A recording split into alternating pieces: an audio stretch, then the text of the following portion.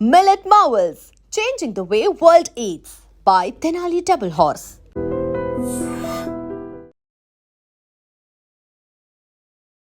నమస్కారం, welcome to I dream. ధర్మ మార్గం విత్ విజిత కార్యక్రమానికి స్వాగతం.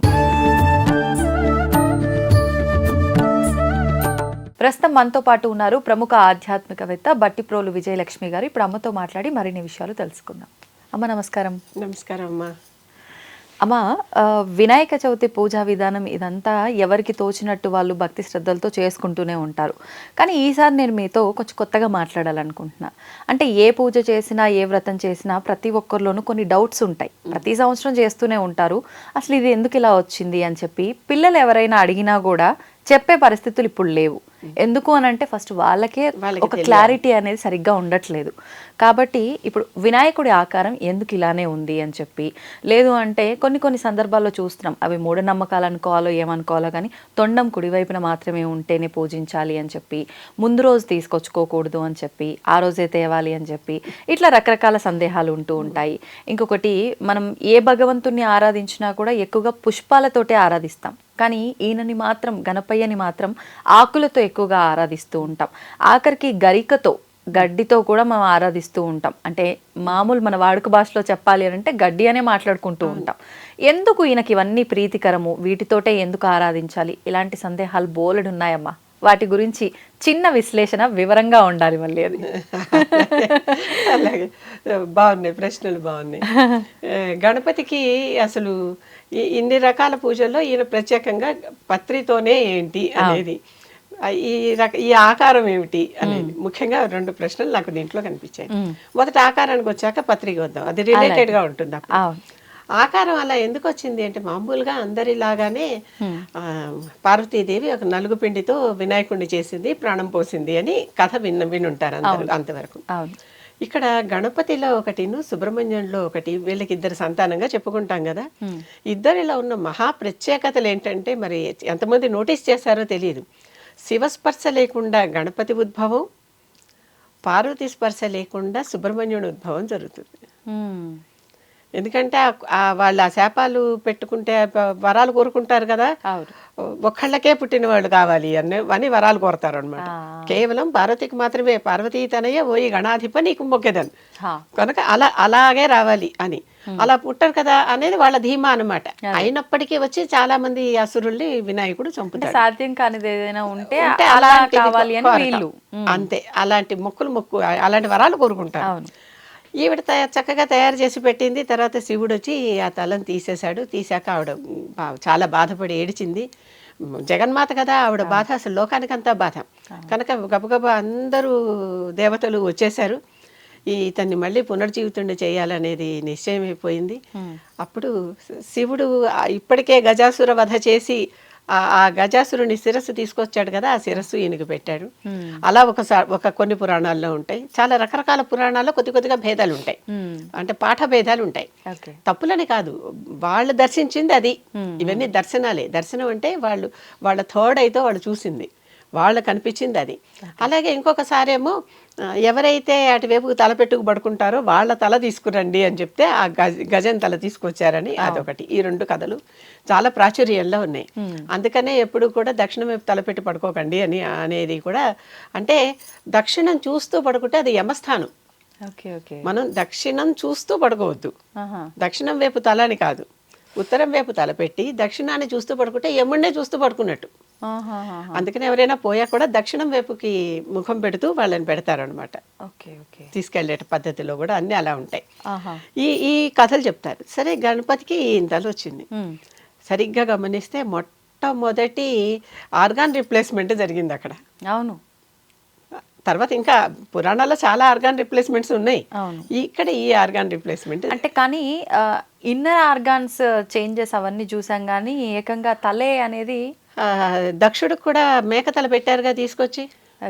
దక్షుడు తల తీసేస్తే పొగరు చూపిస్తే సతీ సహగమనం అప్పుడు, దక్ష యజ్ఞం భంగం అప్పుడు మేకతల తీసుకొచ్చి పెట్టారు. ఓకే. అదొక కథ ఉంది. ఇలా చాలా కథలు ఉంటాయి. హయగ్రీవుడి తల కూడా అలాగే తీసుకొచ్చి విష్ణుమూర్తికి హయగ్రీవుడి తల పెట్టారు, హయం తల పెట్టారు. ఇలా కథలు చాలా ఉంటాయి. వాటిలో ఇప్పుడు అంటే ప్రత్యేకించి ఈ తల తీసేసి అంటే మానవ తల ఖండించి ఒక జంతువు తల తీసుకొచ్చి పెట్టడానికి వెనకాల దాని నుంచి మనం ఏదైనా పరమార్థాన్ని అర్థం చేసుకోవాలి రియల్ లైఫ్ కి కనెక్టెడ్ గా అంటే ఏదైనా చిన్నగా చెప్పే అవకాశం ఉందంటే? దేంట్లో అయినా దేవుణ్ణి చూడమనే తత్వం మొట్టమొదటిది. మన సనాతన ధర్మంలో ప్రతి దాంట్లోనూ, పుట్టలోనూ, పావులోనూ, దేంట్లో నుంచైనా మనం దేవుణ్ణి చూడగలగాలి, ఆ దైవతత్వాన్ని అర్థం చేసుకోగలగాలి. అంటే దాని వెనకాల ఆకారం కాదు, మనకి ఆకారాన్ని పూజించమని ఎప్పుడూ చెప్పలా.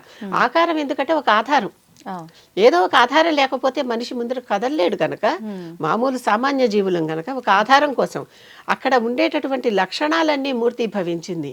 ఇప్పుడు రకరకాలుగా పురాణాల్లో రాముడి గురించి చెప్పేటప్పుడు ఇలా ఇలా ఆకారం ఉంటుందని చెప్తే శిల్పశాస్త్రంలో శిల్పులకి ఆధారంగా వాళ్ళకు విగ్రహం చెక్కగలుగుతారు.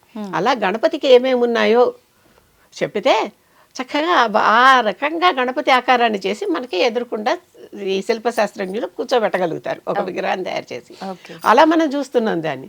అందుకని మొట్టమొదట ఎప్పుడు నిరాకారం వైపుకే అసలు పయనం జరగాలి, నిర్గుణం నిరాకారం వైపుకే జరగాలి. కానీ మొట్టమొదట అంత దూరం మనం మొదట్లోనే అక్కడికి వెళ్ళలేం గనక రీచ్ అవటానికి ఒక ఆకారం చెప్పారు. ఈ ఆకారానికి ఆ తత్వం యొక్క లక్షణాలన్నీ ఉండాలి. ఆ తత్వం యొక్క లక్షణాలంటే ఆ తత్వం ఏమేమి బోధిస్తుందో జంతువుని కానీ మనిషిని కానీ ఒకే రకంగా చూడమని చెప్తోంది. అసలు ఆకారంలో ఒక్కొక్కటి పెద్ద చెవులతో పెద్దగా వినటం ముందర ముఖ్యం. మాట్లాడటం కంటే ప్రొటెక్షన్ కూడా ముఖ్యం. దడిపించడానికి అన్ని అందుకోవటానికి తొండం. తినే దంతాలు వేరే గణపతికి, చూపించే దంతాలు వేరే. ఈ చూపించే దంతాలు అది ఊరికే పొడవటానికే వాడుకుంటుంది తప్పితే తినటానికి వాడుకోదు. అసలు నోరు లోపల తొండం కింద వేరే ఉంటుంది. అవునా? ఇలాంటి లక్షణాలు అన్నమాట. ఇలాంటి లక్షణాలు, ఈ ప్రత్యేకమైన లక్షణాలు, చిన్న చిన్న కళ్ళు, సూక్ష్మ దృష్టి కలిగి ఉండాలి.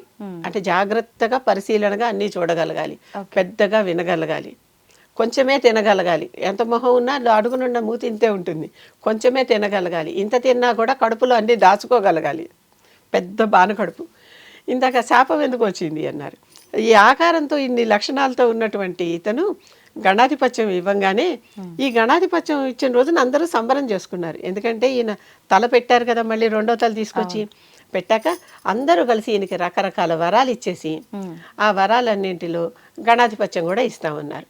సరే, తర్వాత ఒక పురాణంలో డైరెక్ట్గా గణాధిపత్యం ఇచ్చినట్టు చూపిస్తారు. కొన్ని పురాణాల్లో తమ్ముడితో కలిసి ఇద్దరు కలిసి పోటీ పడితే దాంట్లో ఇతను గెలిచినట్టుగా చూపిస్తారు. గణాధిపత్యం వచ్చింది. ఆ గణాధిపత్యం వచ్చిన సంబరం చేసుకుంటున్నారు. ఇంటింట ఏనుగు ఏవి తినగలిగితే అవే పెట్టాలి. ఆ రోజున మనం నూనె వంటలు అన్నీ తీసుకెళ్ళి పెట్టకూడదు. కానీ ఇళ్లలో నూనె వంటలు చేయడం అలవాటైపోయింది. అంతే, అది మన కోసమే. చెప్పాక దేవుడికి చూపు మనకే మేపు అని అనుకుంటాం కదా, అంతే, అవి మన కోసమే. కానీ చేసేవన్నీ అన్న పదార్థాలు, ఆవిరితో ఉడికించిన పదార్థాలు. అవి అయితే మెత్తగా ఉంటాయి, ఇది హాయిగా తినేస్తుంది అది. అంటే అలాగైతే గడ్డి పదార్థాలన్నీ కూడా, అంటే ఆకుజాతి. ఏనుగు అవే కదా తింటుంది, ఏనుగు శాకాహారి. ఈ మధ్యన ఎక్కడో పేపర్లో చదివా, చాలా ఆశ్చర్యం వేసింది. ఏనుగుకి కూడా మాంసాహారం అలవాటు చేస్తున్నారట కొన్ని క్లోజ్డ్ అంటే అభయారణ్యాలు, జూలు ఇలాంటి వాటిల్లో. అంటే కండిషన్ చేసేసి, అది అది న్యాచురల్ పద్ధతి కాదు అది. ఏనుగు ఎప్పుడూ కూడా కేవలం శాకాహారం మాత్రమే తినే జంతువు. నీళ్లలో హాయిగా స్వేచ్ఛగా ఈదుకుంటూ చక్కగా ఉత్సాహంగా సంబరంగా నీళ్లలో తిరిగేటటువంటి జంతువు. నేల, నీరు ఇంతే వాటికి. అలాంటి చోట ఈ పత్రితో పూజ చేయటము. అందుకే ఆయన సంబరం చేసుకున్నప్పుడు అవన్నీ రకరకాలుగా కుడుములు, మోదకాలు అన్నీ తినేసి, తిన్నన్ని తిని, ఆహా ఇన్నాళ్ళ కదా నాకు దొరికాయన్నాడు. బాలుడు కదా, చేతుల నిండా పట్టుకుని వచ్చి, అమ్మ నాన్న వచ్చారు, ఇవాళ నాకు మళ్ళీ పునర్జన్మ వచ్చింది, దండం పెట్టాలని దండం పెట్టబోయాడు. వంగల కాళ్ళు చేతులు, ఆ వంగితే ఈ వంగల, ఇవి తగిలితే అవి తగల్లా. కానీ అంటే ఎవరు చెప్తున్నాడు అనమాట, అంత అతిగా తింటే ప్రమాదం అనేది ఆయన లైఫ్లో మనకు ఉదాహరణ. నచ్చినవైనా సరే తినేవన్నీ నచ్చాలి, కానీ నచ్చేవన్నీ తినలేము. అది లిమిట్ తెలుసుకోవాలి. అప్పుడు చంద్రశేఖరుడు కదా శివుడు, చంద్రుడిని శిఖ మీద కలిగినవాడు. ఆయన ఏం చేశాడు, చూసి నవ్వాడు. నవ్వేసరికి రాజు అంటారు చంద్రుణ్ణి, రేరాజు కదా, ఆ రాజు దృష్టి పడేసరికి ఎట్లాంటివైనా కూడా నశించిపోతాయి. రాజుగారు ఏదన్నా చూసారంటే అది కబ్జా చేసుకోవటమే కదా, నేషనలైజ్ చేసేయటమే కదా. అది చూసి నవ్వేట. నవ్వేసరికి ఈయన పొట్ట పగిలిపోయింది. ఆ పొట్టలోని పదార్థాలన్నీ బయటకు వచ్చేసాయి. మళ్ళీ మళ్ళీ అయిపోయాడు ఈయన. ఇది రెండోసారి. దాంతో ఈవిడ పార్వతీదేవికి కోపం వచ్చేసింది. ఇది ఇలాంటి రోజున ఇలా చేస్తావా అని చంద్రుడిని చూసి, ఎవరైతే నిన్ను చూస్తారో వాళ్ళకి అన్ని అపనిందలే వస్తాయని ఒక శాపం ఇచ్చేసింది ఆవిడ వెంటనే, ఇన్స్టంటేనియస్గా అక్కడికక్కడే. ఇప్పుడు ఈ పిల్లవాడిని మళ్ళీ బతికించేవాళ్ళు రావాలి. మళ్ళీ అందరూ జతగూడారు, దేవతలందరూ వచ్చారు, మళ్ళీ ఆయనకి ప్రాణాలు పోశారు, మళ్ళీ ఆయన్ని లేపారు. సరే, అదే ఇదంతా గణపతి కథ. ఈ గణపతి కథ అయిపోయాక చంద్రుడికి శాపం ఉండిపోయింది కదా, తల మీద ఉన్నాడు చంద్రుడు. ఆయన ఎవరు చూడటానికి వీల్లేదు. అంటే పార్వతీదేవి కూడా భర్తను కన్నెత్తి చూడటానికి వీల్లేదు, పైన ఉన్నాడు. అవును అవును, పైన ఉన్నాడు. ఈ రకంగా అయిపోయింది. ఇలా ఈవిడ్ని, ఈ చంద్రుడిని చూడకుండా చాలా కష్టాలు పడి అందరూ ఎలాగోలాగా తప్పించుకుంటున్నారు. తప్పించుకుంటూ ఉంటే ఒకసారి ఏమైంది, సప్త ఋషులు ఉన్నారు. ఈ సప్త ఋషుల భార్యలు చంద్రుడిని చూశారు. చంద్రుడిని చూస్తే ఏమైంది, వాళ్ళందరికీ శాపాలు వచ్చేసాయి. వీళ్ళెప్పుడు ఋషులంటేనే యజ్ఞయాగాలు చేసేవాళ్ళు కదా. యజ్ఞం చేస్తుంటే అగ్నిహోత్రుడు దాంట్లోంచి వచ్చి, ఆయన హవ్యవాహనుడు, మనం ఏ హవిస్సు అయితే దాంట్లో వేస్తామో ఆ హవిస్సుని ఆ దేవతకి తీసుకెళ్లేటటువంటి క్యారియర్ అనమాట ఆయన, కొరియర్ సర్వీస్ లాగా. ఆయన ఈ దంపతులతో, భార్యలతో కూర్చున్న వీళ్ళని చూసి వీళ్ళని చూసి మోహించాక చాలా చిక్కిపోతున్నాడు అంటే అగ్ని నీరసించిపోతుంది. భార్య స్వాహ చూసి ఏమిటి అని కనుక్కుని, సరే ఈ సప్త ఋషుల భార్యలు పతివ్రతలు, వాళ్ళ జోలికి ఈయన వెళ్ళకూడదు, వాళ్ళ వేషాలు ఈవిడ ధరించి భర్తని సంతృప్తి పెడుతూ ఉంది. అలా పెడుతున్న రోజుల్లో అరుంధతి వేషం అయిపోతే చేతకాల. అరుంధతి వేషం వేయటం అసలు ఆవిడని అనుకరించడం కూడా చేతకాల. కనీసం రూపంలో కనీసం ఆవిడలాగా అన్నీ చేయటం ఏవి చేత కావట్లా. ఏమిటి ఇలా అవుతోంది అర్థం కాల. అప్పుడు గమనిస్తే ఏంటంటే, వశిష్ఠుడు అరుంధతి వీళ్ళిద్దరూ విడదీయరాని బంధం కలిగి ఉన్నవాళ్ళు. అస్సలు పూర్తిగా లంక అనమాట. ఆకాశంలో మనం చూస్తూ ఉంటే నక్షత్రాలు ఇవాళ ఉన్న చోట రేపు ఉండవు. ఏ రెండు నక్షత్రాలు ఒక పక్కన వెళ్ళవు. ఒకసారి ఇటు ఉంటుంది, ఒకసారి ఇటు ఉంటుంది. వాటి గమనాలు, వాటి ఆర్బిట్స్ వేరే. కానీ వశిష్ఠుడు అరుంధతి నక్షత్రాలు, సప్తర్షి మండలంలో అరుంధతి నక్షత్రం కూడా మనకు కనిపిస్తుంది. మిగిలిన ఇతర భార్యల నక్షత్రాలు కనిపించవు మనకి. ఇవి రెండు కలిసి ఒకే ఆర్బిట్లో వెళ్తాయి. ఎన్నేళ్ళు జరిగినా, ఎన్ని యుగాలు జరిగినా వాటి మధ్య డిస్టెన్స్ మారదు. ఆ రెండు నక్షత్రాల ప్రత్యేకత అది. అందుకనే భార్యాభర్తలను అలా ఉండండి అని పెళ్లిలో కూడా ఆ నక్షత్రాలను చూపిస్తారు. ఎప్పుడు భార్యాభర్త ఈక్వి డిస్టెంట్ అట్లాగే ఉండాలి, దూరం అవ్వకూడదు, మరీ దగ్గర కాదు మరీ దూరం కాదు అని చెప్తారు అనమాట. అది అలాంటి ప్రత్యేకత. ఆవిడది వెయ్యలేకపోయింది. అప్పుడు వీళ్ళందరూ కలిసి తమ భార్యలే అగ్నితో తిరుగుతున్నారని అనుమానించి భార్యల మీద నిందలేశారు. పాపం వీళ్ళని చేయలా, శాపం వల్ల. అప్పుడు వాళ్ళందరూ కలిసి మళ్ళీ ఆలోచించి, దేవతలందరూ వచ్చారు, మీ భార్యలు తప్పేమీ లేదు, ఇది ఇలా జరిగింది అని చెప్పి, సరే చంద్రుణ్ణి చూసినా ఇక నుంచి తప్పు లేదు, ఒక రోజు ఏ రోజైతే నవ్వాడో ఆ రోజు మాత్రం చంద్రుడిని చూడకండి, మిగిలిన రోజులు చూసేసే పర్మిషన్ ఇచ్చారు. ఇది బాగానే ఉంది. కొంతవరకు వెసులుబాటు, చాలా వెసులుబాటు వచ్చింది. 365 రోజులు చూడొద్దు అనే చోట నుంచి ఒక రోజు తప్ప మిగిలిన రోజులు చూడొచ్చు అనే ఫీజిబిలిటీ వచ్చింది. ఈ కృష్ణుడి అంటే ద్వాపర యుగం వచ్చింది. కృష్ణుడికి కూడా ఇదంతా తెలుసు. ఆయన పాలు పితుక్కుని తాగేద్దామని చెప్పి లోపలికి వెళ్ళాడు, గోశాలకు వెళ్ళాడు. పాలు పితుకుతుంటే ఆ పాల గిన్నెలో తాగేటప్పుడు చంద్రుడి నీడ కనిపించింది. నాకేదో ఉంది వాళ్ళ అనుకున్నాడు. సరే, పెద్ద అపనింద వచ్చింది, శమంతకమణిని కొట్టేశాడు అనే అపనింద వచ్చింది. ఆ అపనిందని మాపుకోవటానికి చాలా కష్టపడి యుద్ధం చేసి ఆ శమంతకమణి తీసుకెళ్లిన దారి వెంబడే వెళ్ళి అది ఎక్కడుందో పట్టుకుని అక్కడ ఆ శమంతకమణిని సాధించుకుని వచ్చి ఆ జాంబవంతుడిని వధించి, జాంబవంతుడికి వరం ఉంటుంది త్రేతాయుగంలో, విష్ణువు చేత తప్ప చావనని. కనుక విష్ణువు చేతిలోనే మరణించి ఆ జాంబవతిని పెళ్లాడి ఆవిడ్ని తీసుకొని వచ్చి, ఆటవిక కన్య, ఆమెను తీసుకొచ్చి మళ్ళీ శమంతకమణిని సత్రాజిత్తుకి ఇస్తే, సత్రాజిత్తు ఈయనకి తన కూతురు సత్యభామని, ఆ సత్యభామ తోడుగా శమంతకమణిని పంపించేశాడు. ఇదంతా వినాక మళ్ళీ అందరూ జనం గుమిగూడారు. నువ్వంటే ఇంత గొప్ప పరాత్పరుడు గనక, మహాశక్తిశాలివి, ఎంతో బుద్ధిశాలివి గనక నీకు వచ్చిన నింద కాదు తీర్చుకున్నావు, మరి మా లాంటి సామాన్య పని ఏంటి? అప్పుడు మళ్ళీ కృష్ణుడు దానికి మళ్ళీ ఒక ఉపాయం చెప్పాడు. ఏ రోజునైతే ఇది చూడకూడదని పెట్టారో ఆ రోజున, అంటే వినాయక చతుర్థి ఆ రోజుని, భాద్రపద శుద్ధ చతుర్థి నాడు గణపతికి పూజ చేసుకుని ఆయన్ని సంతృప్తిపరిచి ఆయనకు కావలసినటువంటి ఏనుగు ముఖం కదా, ముఖంతో ఆయన తినగలిగేది ఇలాంటి పదార్థాలు మాత్రమే. కనుక ఆ మోదకాలు, ఉండ్రాళ్ళు, కుడుములు వంటి పదార్థాలన్నీ పెట్టి ఆయనకి చక్కగా పత్రితో పూజ చేసి, గరికి ఇంకా ఏనుగు గడ్డి చాలా ఇష్టంగా తింటుంది అన్నిట్లోకి కూడా, అవన్నీ కూడా పెట్టి దాన్ని తృప్తిపరిచి కథ చెప్పుకుని ఇదంతా ఇలా ఇలా జరిగిందని చెప్పుకుని ఆ అక్షంతలు తల మీద వేసుకుంటే ఆ పాపం పోతుంది అన్నాడు. ఆ నింద వచ్చే రాదు అని చెప్పేసరికి అందరూ హాయిగా ఆ రోజున ఏ రోజైతే వస్తుందో ఆ రోజున పూజగా చేసుకోమన్నారు.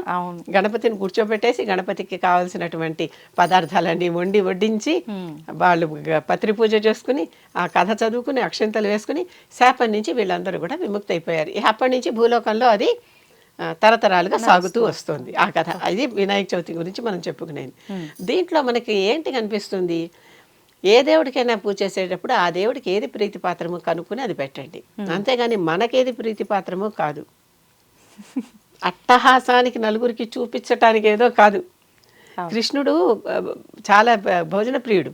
కృష్ణుడికి పూరిలో చెప్పన్ భోగ్ అని అన్ని వంటలు చేసి పెడతారు. 108 రకాల అవి కూడా చేస్తారు. చాలా రకరకాల, అసలు ఎన్ని చెప్పన్ అంటే 56 ఎన్ని చేసి పెడతారో అన్ని చేసి పెడుతూ ఉంటారు. అన్ని రకాల వంటలు ఆయనకి చేసి పెడుతూ ఉంటారు. అంటే అన్ని ఇలా చక్కగా అల్లరి పిల్లాడు కదా, అన్ని ఒకసారి ఇలా నాకేసి వెళ్తాడు అనమాట. అది వీళ్ళకి ప్రసాదం అయిపోతుంది. అలాగా ఆ కుండలో కొంచెం ఈ కుండలో కొంచెం, అందుకనే కుండల్లోనే వండుతారు అక్కడ పూరిలో కూడా. అలా తినే కృష్ణుడు కదా. ఈ రకమైనటువంటి అనమాట. కనుక ఈయనకు కూడా అంతే, మోదకాలు చేసి పెట్టండి, ఉండ్రాలు చేసి పెట్టండి, కుడుములు చేసి పెట్టండి, అన్న ప్రసాదాలు చేసి పెట్టండి. అలాంటివన్నీ చేయొచ్చు, ఇష్టంగా తింటాడు. పాయసం పెట్టినా జురుకుని తినేస్తాడు. అలాంటివన్నీ చేసి పెట్టండి. మళ్ళీ పత్రితో పూజ చేయండి. పత్రితో దూర్వాయుగ్మ పూజ అని విడిగా ఉంటుంది. 21 పత్రాలు ఒకటి, 22ది దూర్వాయుగ్మం. మొత్తం 22 పత్రాలు. ఏకవింశతి పత్రం అంటాం కానీ 22. ఈ గరికలో ఉన్న స్పెషాలిటీ ఏంటంటే, ఒకటి ఏనుగుకి ఇష్టం, రెండవది అదే కాకుండా ఆ గరిక చాలా వైద్యానికి పనికొచ్చేటటువంటిది. ఇంట్లో ఏవీ లేకపోతే గరిక కోసుకొచ్చి పచ్చడి చేసి పెట్టిన కథలు కనిపిస్తాయి మనకి పురాణాల్లో. అలాంటివి ఈ ఉన్న వస్తువులన్నీ కూడా పూర్తిగా వైద్యానికి పనికొచ్చేటటువంటివి. అలాంటి పదార్థాలు ఇవన్నీ. అటువంటి పదార్థాలతో అటువంటి పత్రితో పూజ చేయటం. అమ్మ, మరి అన్నీ మాట్లాడుకున్నాము. అసలు వినాయకుడిని మనం ముందు రోజు తెచ్చుకోవచ్చా, ఆ రోజు తెచ్చుకోవచ్చా? ఇంకొకటి, తొండం ఎడం వైపున ఉండాలా, కుడి వైపున ఉండాలా? దాని గురించి కూడా. ముందు రోజు తెచ్చుకోవచ్చా, వెనక రోజు తెచ్చుకోవచ్చా అనేది ఈ రోజులకు వర్తించదు, ఖచ్చితంగా వర్తించదు. ఎందుకు ఈ మాట చెప్తున్నాను, రోడ్డు మీద ఎన్ని పెడుతున్నారు? ఆ రోజుకి ఆ రోజే మన ఇంట్లో మట్టితో, మన ఇంటి ఎదురుకుండా ఉన్న చెరువు నుంచో మన ఇంట్లో ఉన్న బావిలోంచో పూడిక తీసుకొచ్చి మట్టితో తయారు చేసి పెట్టుకుంటామంటే అప్పటికప్పుడు చేసుకుంటాం. అచ్చు ఏదో పెట్టుకుని చేసుకోవటం, లేకపోతే చేయటం వస్తే మట్టి ముద్దతో చక్కగా ఆకారం చేసి చేసుకోవటం. అవునా? ఇప్పుడు మన ఫారిన్ కంట్రీస్లో ఉన్న వాళ్ళకి ఇవన్నీ దొరకవు కనుక వాళ్ళు పసుపుతోనో మైదా పిండితోనో గోధుమ పిండితోనో చేసుకుంటూనే ఉన్నారు. వాళ్ళు చక్కగా పూజించుకుంటూనే ఉన్నారు. అవునా? ఈ పదార్థాలతో చేసుకుంటాం. బజారులో అమ్మేటటువంటి వాటిని తెచ్చుకునేటటువంటి వాళ్ళు, ముఖ్యంగా మనం ఉన్న సిటీలో ఇంట్లో కంటే బయట నుంచి కొని తెచ్చుకోవటమే మనకి ఎక్కువ తేలికైపోయింది ఈ రోజుల్లో. కనుక అలాంటి వాళ్ళందరూ ఎప్పుడైనా సరే తెచ్చుకోవచ్చు. వారం 10 రోజుల ముందరి నుంచి కాదు, 4 రోజుల ముందరి నుంచి కూడా మనం బయట చూస్తుంటే కొన్ని చూడంగానే భలే ముచ్చటేస్తాయి. తెచ్చిపెట్టుకుని వాటిల్ని ఎవరు చూడకుండా పేపర్లో కానీ కవర్లో కానీ పెట్టేసి మూసేసి ఓ పక్కన పెట్టుకోవాలి. ఆ రోజున మాత్రమే దానికి, ఇప్పుడు విగ్రహావిష్కరణలకు ఏం చేస్తున్నారో కవర్ వేసేస్తున్నారా, ఆ రోజున మాత్రం ఆ ముసుగు తీసేసి అలంకరణ చేస్తున్నారు. ఇది అదే పద్ధతి. ఆ రోజుకు మాత్రం చేస్తాం. అప్పుడు ఆ రోజే తెచ్చుకున్నదంతా సమానం అవుతుంది గణపతి. కనుక ముందరి నుంచే కొనుక్కు తెచ్చుకోవచ్చు. తొండం అటుండాలా ఇటుండాలా ఎటుండాలా అనేది. తొండం ఎప్పుడూ కూడా ఒకవైపు ఏ వైపు తిరిగినా తప్పు లేదు. ఒకవైపు తిరిగితే ఒక ఫలితం, ఇంకోవైపు తిరిగితే ఒక ఫలితం. ఈ రకంగా ఉంటాయి వాటికి. లోపలికి ఉందా, బయటకు ఉందా, ఎత్తి ఉందా, ఇలాంటివన్నీ. లక్ష్మీదేవికి పక్కనే ఉండేటటువంటి ఏనుగులు ఎప్పుడు ఇలా తొండాన్ని ఎత్తి పూజ చేస్తూ ఉంటాయి. అంటే అవి సేవ చేస్తున్నాయి. తొండం కిందకు ఉండేటటువంటివన్నీ సేవ తీసుకుంటున్నాయి, మన నుంచి సేవ యాక్సెప్ట్ చేస్తున్నాయి, స్వీకరిస్తున్నాయి.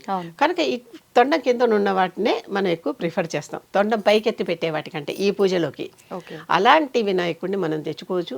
కుడివైపున్నా, ఎడం వైపుకున్నా, లోపల వైపుకున్నా, బయట వైపుకున్నా అనేటటువంటివి ప్రతిదీ ఏదో ఒక ఫలితం ఇస్తుంది. మనకేం ఫలితం కావాలో అది చూసుకోవటం అంతే. ఇవన్నీ చాలా స్పష్టంగానే మనకి ఈ వినాయక గ్రంథాల్లో రాయబడే ఉన్నాయి. అవి చూసి చేసుకోవటమే. మరి ఇప్పుడు ఈ నిమజ్జనం విషయానికి వస్తే అమ్మ, ఈసారి మాత్రం ఎప్పుడూ లేదు ఇలా చంద్రగ్రహణం వచ్చింది అని చెప్పి ఖచ్చితంగా 11, 13, 21 ఇలా ఆరాధించాలనుకునే వాళ్ళు కూడా ఖచ్చితంగా 9 రోజులకే నిమజ్జనం చేయాలి అని ఎప్పుడు కూడా అసలు పద్ధతి చెప్తున్నా. ఇండ్లలో అయితే మొదటి రోజే మనం ఉద్వాసం చెప్పి రాత్రికి పునఃపూజ చేసి, పునఃపూజ కూడా దాంట్లోనే ఉంటుంది, పునఃపూజ చేసి ఉద్వాహయామి అని కొంచెం కదుపుతాం. ఆ కదిపాక అయిపోయినట్టే. అంతే. తర్వాత మర్నాడు మామూలుగా నిర్మాల్యం తీసినట్టు తీసేసేయటమే. నిమజ్జనం సంగతి మళ్ళీ చెప్తా. ఇలా పూజ ఏ రోజుకి ఆ రోజు. మామూలుగా అయితే బయట చేసేటప్పుడు 9 రోజులు అంటే పెద్ద పూజలు గుళ్ళల్లో పెట్టి చేస్తారు, ఇప్పుడు వీధుల్లో పెట్టి చేస్తున్నారు. ఆ పెద్ద పూజలు చేసేటప్పుడు 9 రోజులు, సవితి నుంచి చతుర్దశి దాకా, చతుర్థి నుంచి చతుర్దశి, అనంత పద్మనాభ చతుర్దశి, ఆ రోజు ఒక పండుగ వస్తుంది, పూజ జరుగుతుంది. అందరు కాదు, అది ఆచారంలో ఉన్నవాడు మాత్రమే చేసుకుంటారు. అనంత పద్మనాభ చతుర్దశి మనకి తిరువనంతపురంలో అనంతుడు ఉన్నాడే, ఆ అనంత పద్మనాభుడితే పూజ అనమాట, అది చేసుకుంటారు. ఈ అనంత పద్మనాభ చతుర్దశి వరకు అప్పటికి సరిగ్గా మనకి అంటే త్రయోదశిగా 9 రోజులు అయిపోయినాయి, చవితి నుంచి అయిపోయి చతుర్దశి వచ్చేసరికి 10వ రోజు అయింది. ఆ రోజు నిమజ్జనం చేయటం మనకి పద్ధతి. చతుర్దశి నాడే గ్రహణం రాదు, అమావాస్య నాడు గ్రహణం వస్తుంది, లేకపోతే పున్నమి నాడు గ్రహణం వస్తుంది. అవునా? కనుక అంటే ఒకటి సూర్యగ్రహణం, ఒకటి చంద్రగ్రహణం, ఫుల్ మూన్, న్యూ మూన్. కనుక చతుర్దశి నాడు ఎప్పటికీ గ్రహణం రాదు, కనుక హ్యాపీగా నిమజ్జనం చేసుకోవచ్చు. ఈసారి అలా వచ్చింది అన్న వాళ్ళు సరిగా మళ్ళీ ఇంకోసారి క్యాలెండర్ లేకపోతే పంచాంగం చూసుకోవటం మంచిది. అంటే మీరన్నట్టుగా 9 రాత్రులు మాత్రమే ఉంచి 10వ రోజు నిమజ్జనం అనుకున్న వాళ్ళకి ఆటంకం లేదు, అది పద్ధతి అదే. కానీ ఎక్కువ రోజులు ఉంచుతున్నారు కదమ్మా ప్రస్తుత రోజుల్లో మనం చూస్తున్నాం. అంటే ట్రాఫిక్ దృష్ట్యా, లేదంటే కొన్ని ప్రాంతాల్లో వాళ్ళు ఎక్కువ రోజులు పూజించాలనుకునే ఉద్దేశము, ఇక్కడ ఇలానే జరుగుతుంది కొన్ని తరాలుగా అని చెప్పి ఇలా పాటించే వాళ్ళు డేస్ ఎక్కువగా ఉంచుతున్నారు. డేస్ ఎక్కువగా ఉంచిన వాళ్ళు అలాంటి గ్రహణం రోజున విసర్జించడం మానేసుకోవచ్చు. మామూలుగా 9 రోజులు ఉంచేటప్పుడు చతుర్దశికి ఏ అడ్డము రాదు, ఆ రోజున నిమజ్జనం చేసేయచ్చు. కావాలంటే ఆ రోజున చెయ్యాలి కనుక ప్లాన్డ్ గా ముందర నుంచి కూడా అవన్నీ చక్కగా ట్రాఫిక్ మార్గాలన్నీ క్లియర్ చేసుకుని, పెద్ద పెద్ద గణేశ్వరులు ఉంటే వాటిని ముందర నిమజ్జనం చేయించేసే దారి వెతుకుని చిన్నవి ఎప్పటికైనా వచ్చేస్తాయి. అవును, చాలా వినాయకుడు ఉండదు, చిన్న వాటిని చాలా వినాయకుడు కవర్ చేయాలి, కరెంటు, చెట్లు అన్ని చూసుకుంటూ రావాలి. పెద్ద వాటిని ముందర నిమజ్జనం చేసేయచ్చు. అసలు ఆ రాత్రి 9వ రోజు రాత్రి పూజ చేసి ఉద్వాసం చెప్పేస్తే అక్కడ అది అయిపోయినట్లే అది. అంతే. కనుక 10వ రోజు నిరభ్యంతరంగా చేసేసుకోవచ్చు. మేము 11 రోజులు చేస్తాము, 12 రోజులు చేస్తాము, 13 రోజులు చేస్తాము, 15 రోజులు చేస్తాము అనేటటువంటి వాళ్ళు ఆ రోజున ఉద్వాసం చెప్పినా నిమజ్జనం చేయటానికి ఇలాంటి ఇబ్బంది ఉందనుకుంటున్నారు కనుక ముందర రోజు ఉద్వాసన చెప్పేస్తే ఇక తీసేసినట్టే లెక్క అక్కడ. అంతే. ఇప్పుడు ఏమంటున్నారు సాధారణంగా చాలా మంది, శాస్త్రాన్ని పాటిస్తూనే శాస్త్రాన్ని పాటించటలా, 2 పదాలు ఒకేసారి కాంట్రడిక్టింగ్ గా వాడుతున్నా. ఉద్వాసన చెప్పాక అయిపోయిందని తెలిసాక ఇక మళ్ళీ మర్నాడు చేయాలా వద్దా అని చేసేసావుగా రాత్రి, ఇంకెందుకు చేస్తారు, కదిపిన తర్వాత చేయకూడదు కదా కదా, లెక్కలో రాదు, వరకే. అది మళ్ళీ గమనించుకోరు, మళ్ళీ 2వ రోజున మళ్ళీ ఏం చేయాలి అనే ఆలోచన చెప్తున్నారు. అవునా? అందుకే శాస్త్రాన్ని పాటిస్తూనే పాటించటం లేదనే మాట వాడుతున్నాను. ఇప్పుడు నిర్మాల్యం అంటారు, చక్కగా శంకరాచార్యుడు తను స్వయంగా చెప్పాడు, ఇది నిర్మాల్యం అనేది అజ్ఞానంతో సమానం. అజ్ఞానాన్ని ఎలా అయితే తీసి పారేస్తామో, తీసేయమనేగా అజ్ఞానం దాచుకో, నిర్మాల్యాన్ని కూడా అంతే అని ఆయన స్వయంగా చెప్పిన దాన్ని మనం సరిగ్గా పట్టించుకోకుండా, అంటే వింటాము వినము రెండు at a time, we hear we don't listen. ఇప్పుడు తేడా తెలుసు చేసి ఈ నిర్మాల్యాన్ని దాచిపెట్టి ఎక్కడ దాచాలా, అక్కడ దాచాలా, ప్యాకెట్లో దాచాలా, లేకపోతే అన్నీ ఒకసారి దాచాలా, ఎక్కడ వేయాలి, ఎలా వేయాలి, ఏ క్షణంలో, ఏ నక్షత్రంలో, ఏ ముహూర్తంలో వేయాలి లాగా కూడా ఆలోచించి లేనిపోని తలనొప్పులు తెచ్చుకుంటున్నారు. అవన్నీ తీసి పక్కకు పారేసి హాయిగా దేవుడి దగ్గర మళ్ళీ దండం పెట్టుకోమ్మా అంటే అంతే. We are making our life complex. అంత అవసరం లేదు, సింపుల్గా చేసుకోమని వాళ్ళే చెప్తున్నారు అక్కడ. అంత చక్కగా మనకి చెప్తూ ఉన్నప్పుడు ఎక్కడికక్కడ మనం దాంట్లో మళ్ళీ అక్కడి నుంచి శాస్త్రం మొదలు పెడుతున్నాం. అంటే ఇబ్బందిని తొలగించుకోమంటే మళ్ళీ ఇబ్బందిలో వెళ్ళడానికే మనం ఆ ఇబ్బందిని తొలగించుకునే ఇబ్బందిని మొదలు క్రియేట్ చేసుకుంటాం. అంతే. కనుక ఈ ఉద్వాసన అనేది ఎప్పుడు కూడా చతుర్దశి నాడు చేసేయాలి. అంటే అక్కడ ఇళ్లలో మనం ఒకటో రోజే చేసేస్తాం, లేదా ఇళ్లలో కూడా ఇంకో 2 రోజులు 3 days, పెట్టుకుంటాం 5 అనుకునేవాళ్ళు days అట్లా. ఇంకో 2 రోజులు పెట్టుకుంటాం. అదే కానీ మంగళవారం తీయాలా, శుక్రవారం తీయాలా, ఇవి లేనే లేవు అక్కడ. అన్నీ మనం క్రియేట్ చేసుకున్నవే. ఓకే. పునర్వసు నాడు తీయాలా, పుష్యం నాడు తీయాలా, అసలు నక్షత్రానికి, తిథికి, వారానికి సంబంధమే లేదు దీనికి.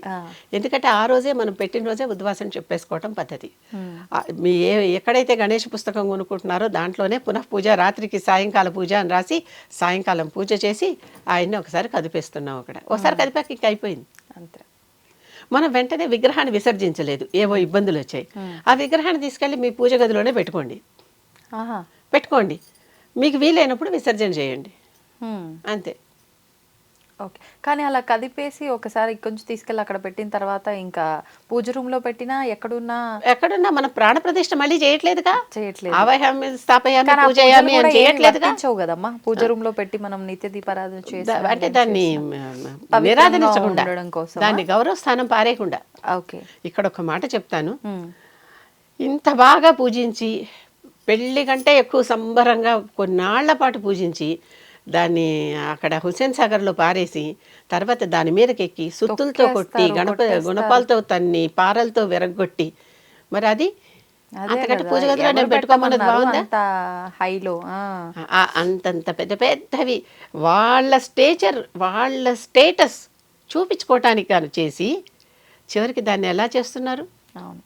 రెడీ చేసేటప్పుడు కూడా దాని పైన ఎక్కి ఒక చేయి పైన కూర్చొని ఒక చేయికి పెయింటింగ్ వేయడం, నెత్తి మీద కూడా ఎక్కుతారు కదా. కనుక అంటే రెడీ చేయనంతసేపు అంటే ప్రాణ ప్రతిష్ఠ చేయలేదు కాబట్టి పూజించిన తర్వాత ఇలా చేయటం అనేది నిరాదరించడం. అంటే మరి ఇలా అంటే ఇలా అనే వాళ్ళు కూడా ఉంటారు కదమ్మా, ఉద్వాసన చేసేసాము ఇంక ఇప్పుడు అంతా అయిపోయింది కదా, మీరే నిర్మాల్యం అన్నారు కదా, అవును ఇలా కూడా అంటారు. కానీ ఆ నిర్మాల్యం అంత ఉండాల్సిన అవసరం ఉందా? దేవుణ్ణి పూజించేటప్పుడు ఒక నియమం ఉంది, హృదయంలో కదా దేవుడు ఉండాలి. దీంట్లో పట్టే గుండె, ఎవరి గుండె వాళ్ళ గుప్పెడంత ఉంటుంది. అందుకే గుప్పెడంత మనసు, గుప్పెడంత హృదయం అనే టైటిల్స్ వాడుతూ ఉంటాం ఎప్పుడు. ఆ గుప్పెట్లో పట్టేటంత విగ్రహం కంటే పెద్దదైతే పూజ చేయటకూడదు. గణేష విగ్రహం కూడా గణేష్ విగ్రహం అంటే ఇది పెద్దగా పెట్టి అది, అందుకనే అంతకంటే పెద్దది పెట్టాం కనుక నిమజ్జనం చేసేస్తున్నాం. అర్థమైందా? ఈ నిమజ్జనం కూడా మట్టి గణపతే చేస్తాం. మట్టి గణపతికి వేరే విగ్రహాలు నిమజ్జనాలు చెయ్యరు. నా చిన్నప్పుడు ప్లాస్టర్ ఆఫ్ ప్యారిస్ అంటే రంగులు వేసింది, మట్టి మీదే రంగులు వేసినవి వినాయకుళ్ళు ఉండేవి. కానీ అవి అన్నీ కూడా మేము బొమ్మల్లో పెట్టుకునేవాళ్ళం, పారేసేవాళ్ళం కాదు. బోల్డ్ ముక్కు మూతి విరిగిపోతే అప్పుడు పారేసేవాళ్ళం, తొండం విరిగిపోయి చెవులు విరిగిపోయి అలాగా. లేకపోతే చక్కగా బొమ్మల్లో ఒక లైన్ అంతా గణపతులు ఉండేవి. 10 ఏళ్ళ నుంచి ఉండేవి గణపతులు. మా ఇంట్లో మా అత్తయ్య చేసేది, వాళ్ళ ఇంట్లో వెనకాల బోల్డ్ పెరడు ఉంది, చాలా చెట్లు ఉన్నాయి. ఒక్కో చెట్టు కింద ఒక్కో గణపతి కనిపించేవాడు మాకు. ఈ రంగు చిన్న ఇంత రంగు గణపతులు కొంటాం కదా, 2 గణపతులు, ఒకటి మట్టి గణపతి, ఒకటి ఈ రంగుల గణపతులు చెట్ల కింద పెట్టేసేది. మట్టి గణపతి నిమజ్జనం చేసేవాళ్ళు. ఇప్పుడు మీరు అంటే నాకు ఒకటి గుర్తొచ్చిందమ్మా, విరిగిన గణపతులు పారేసే వాళ్ళము, నిమజ్జనం చేసే వాళ్ళము అంటే ఇప్పుడు అమ్మే దగ్గర కూడా వాళ్ళు ఆ ట్రాన్స్పోర్ట్ లోనో అలానో ఇలానో కొన్ని క్రాక్స్ వస్తూ ఉంటాయి. కానీ అలా క్రాక్ వచ్చింది అసలు పెట్టొచ్చా మనం పూజకి? క్రాక్ వచ్చిందంటే అది మ్యానుఫ్యాక్చరింగ్ లోనే వచ్చింది కనుక రిపేర్ చేసి అమ్మచ్చు వాళ్ళు. దానికి మళ్ళీ రిపేర్ చేసి కొన్నిసార్లు తెస్తూ ఉంటే కూడా చేతులు విరిగిపోవడం అలా భంగమైన విగ్రహాలు పూజకు పనికిరావు. ఇంకోసారి నేను ఎప్పుడన్నా చెప్పుకుందాం, రామకృష్ణ పరమహంస భంగమైనది అయితే మాత్రం మా అమ్మ ఇవిడిని పారేస్తానా అని ఏడ్చాడు.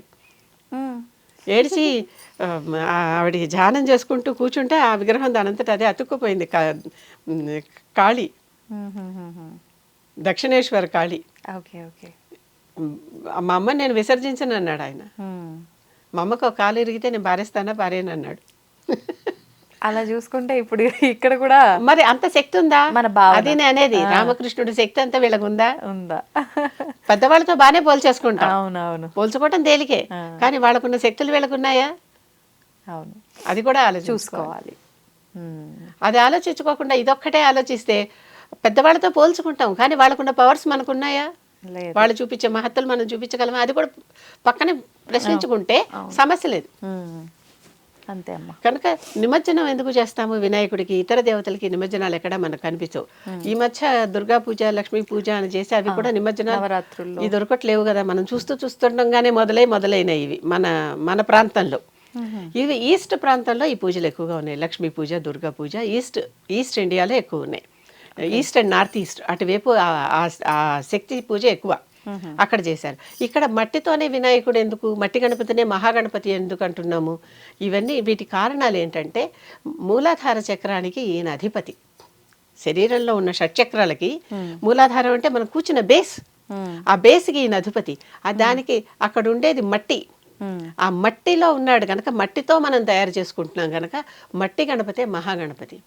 ఆయన మూలాధారంలో ఉంటాడు, ఆయన మీదే మనం ఆధారపడి ఉన్నాం అని చెప్పటానికి పృథ్వీ మీదే కదా మనం ఉంటున్నాం. అందుకని పృథ్వీనే తీసి పార్థివ గణపతి, మట్టి గణపతినే చేస్తున్నాం. ఆయనకే అసలు పూజ. ఈ పెద్ద పెద్ద విగ్రహాలన్నీ ఉత్సవ విగ్రహాలు లాంటివే, అవి కాదు.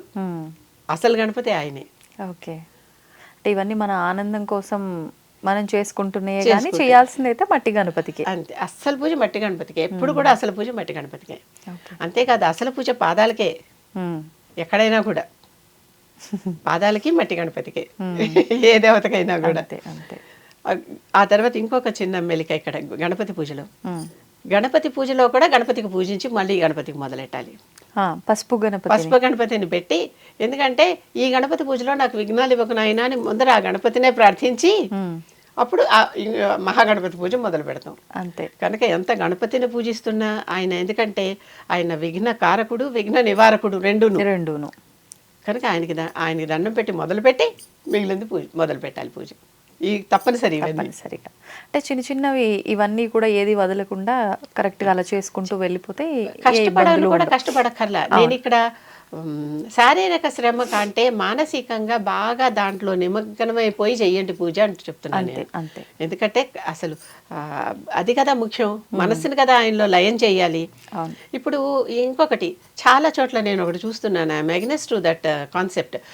5 రూపాయల్లోనే పూజ చేసుకోండి, పావలాతోనే పూజ చేసుకోండి, 10 రూపాయల్లో చేసుకోండి, 500లో చేసుకోండి అనేటటువంటివి చాలా మంది చెప్పటం వినటం రెండు చూస్తున్నాను నేను. దీనికి నేను ఎందుకు వ్యతిరేకం అని అంటున్నానంటే, దేవుడి దగ్గరకు వచ్చేసరికి లోవర్ బిడ్ కావాలి, మనకి లోవెస్ట్ బిడ్ కావాలి. అదే మనం ఏమన్నా అటు కొనుక్కోవాలంటే హైయెస్ట్ బిడ్ కావాలి. కానీ అది అందరినీ ఉద్దేశించి చెప్పింది కాదేమో కదమ్మా. కావచ్చు. కానీ తిరుమల తిరుపతి దేవస్థానం అంత రిచెస్ట్ దేవస్థానం, దాంట్లో కూడా లోవెస్ట్ బిడ్ అన్నీ తీసుకుని చేశారు ఇన్నాళ్ళు. అందుకనే కదా ఒక ఎంక్వైరీ నడుస్తోంది. కనుక అలాంటి చోట కూడా లోవెస్ట్ బిడ్డే కావాలా దేవుడికి అనేసరికి? దేవుడికి అనేసరికి అన్నిట్లో వీలైనంత చవకైనదా? మన దగ్గరకు వచ్చేసరికి వీలైనంత గొప్పదా? మనం కొంతమందిని విమర్శిస్తున్నాం, పేదవారికి ఒక రకంగా తాంబూలం ఇస్తున్నారు, పెద్దవారికి గొప్పవారికి ఒక రకంగా తాంబూలం ఇస్తున్నారు. దానికి మనకి తేడా ఏముంది? అంతేలేండి. అవును కదా. అక్కడ విమర్శిస్తున్నప్పుడు ఆ విమర్శ ఇక్కడ వస్తోందిగా. దేవుడికి అనేసరికి చౌకబారు వస్త్రము, చౌకబారుది ఇది ఇస్తున్నావు. పోనీ అది కూడా దేవుడికి ఇచ్చాక మంచి పట్టు చీర పెట్టు, తర్వాత కట్టుకో, మంచి పట్టు పంచలు పెట్టు, మళ్ళీ కట్టుకో. అవునా? ఆయన తీసుకుపోడు.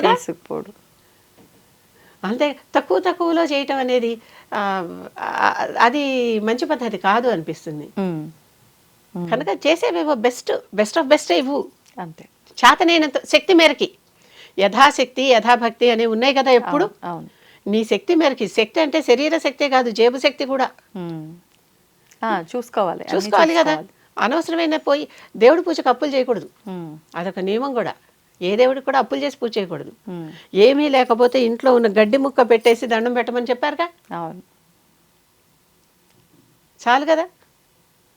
పెరట్లో పెరిగిన గడ్డి, పోనీ పక్క వాళ్ళ ఇంట్లో పెరిగిన గడ్డి, వాళ్ళని అడిగి ఏమంటే ఒక గడ్డి ముక్క తీసుకెళ్తానండి అని అడిగి పర్మిషన్ తీసుకోవాలి. మంది కాదుగా, మంది అయితే పర్మిషన్ అక్కర్లా, తీసుకుని పెట్టచ్చుగా. గణపతిని చేసుకోవటం రాలే, ఒక మట్టి ముద్ద పసుపు ముద్ద తీసుకుని ఇట్లా కలిపేసి అక్కడ పెడితే చాలుగా. యథాశక్తి కూడా. అంటే ఇక్కడ పోల్చుకోవడం ఎక్కువైపోయింది. పక్కన వాళ్ళు అలా చేశారు కాబట్టి నేను ఇలా చేస్తే కరెక్టేనో కాదో. అది పంచతంత్రంలో కథ ఉంది కదా, పులిని చూసి నక్కవాత పెట్టుకుందని. అంతే. పులి తన శక్తి మేరకు అది చేస్తుంది, నక్క దాని శక్తి మేరకు అది చేయాలి. దాన్ని చూసి ఇక్కడ వాతలు పెట్టుకుంటే ఎప్పుడప్పుడు వీళ్ళకే వాతలు. అంతే. ఇబ్బంది పడాల్సి వస్తుంది. అవును, అంతే. అంతే. సంతోషం అమ్మ, చాలా మంచి విషయాలు వివరించారు. ధన్యవాదాలు. నమస్కారం.